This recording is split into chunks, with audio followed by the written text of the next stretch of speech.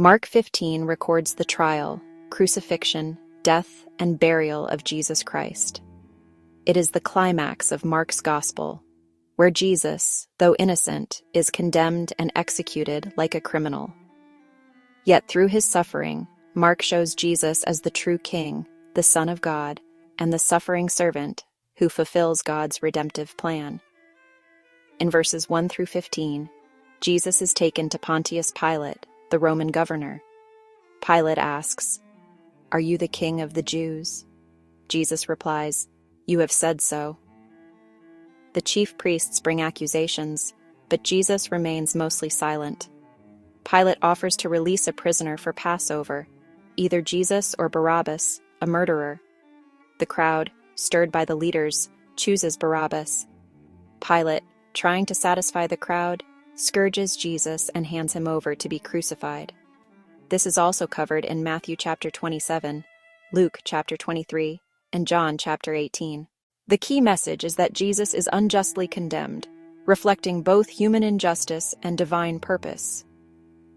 In verses 16 through 20, Jesus is mocked. Roman soldiers take Jesus into the praetorium, which is the governor's residence. They mock him by dressing him in a purple robe. They place a crown of thorns on his head and salute him, saying, "Hail, King of the Jews." They beat him, spit on him, and kneel in fake worship after mocking. They lead him away to crucify him. This is also in Matthew chapter 27 and John 19. The key message is that Jesus endures humiliation and mockery as the true but rejected king. In verses 21 through 32, we have the crucifixion. A man named Simon of Cyrene is forced to carry Jesus' cross. Jesus is crucified at a place called Golgotha. He is offered wine mixed with myrrh, a painkiller, but he refuses. The soldiers cast lots for his clothing. A sign above his head reads, "The King of the Jews." 2 criminals are crucified beside him. People, chief priests, and even the criminals mock him, challenging him to save himself. This is also covered in Matthew chapter 27, Luke chapter 23, and John chapter 19. The key message is that Jesus is crucified in weakness and shame, fulfilling prophecy as the suffering Messiah. In verses 33 through 41, we have the death of Jesus. From noon to 3 p.m., darkness covers the land. Jesus cries out, my God, why have you forsaken me?" Jesus breathes his last, and the curtain of the temple is torn in two from top to bottom. This is also covered in Matthew chapter 27, Luke chapter 23, and John chapter 19. A Roman centurion declares, "Surely this man was the Son of God." Women followers, including Mary Magdalene, Mary the mother of James, and Salome, watch from a distance. The key message is that Jesus dies forsaken, but his death opens the way to God and reveals his true identity. In verses 42 through 47, Jesus is buried.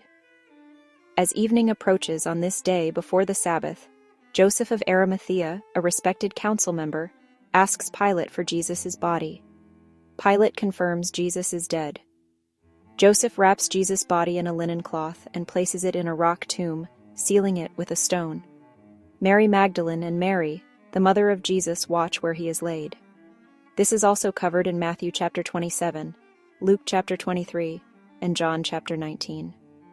The key message is that even in death, Jesus is treated with reverence by his true followers.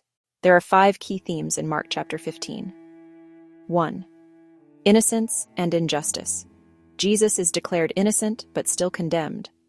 2. Mockery of kingship. The world ridiculed Jesus as king, but in doing so, ironically confirms the truth. 3. Substitutionary death. Jesus dies in the place of sinners, even as Barabbas is released. 4. Revealed identity. A Roman centurion, not a Jew, recognizes Jesus as the Son of God. 5. Access to God. The temple curtain tearing shows a new way to God has been opened through Christ's death. Mark chapter 15 recounts the final hours of Jesus' earthly life, beginning with his trial before Pontius Pilate, where he is condemned despite Pilate recognizing his innocence.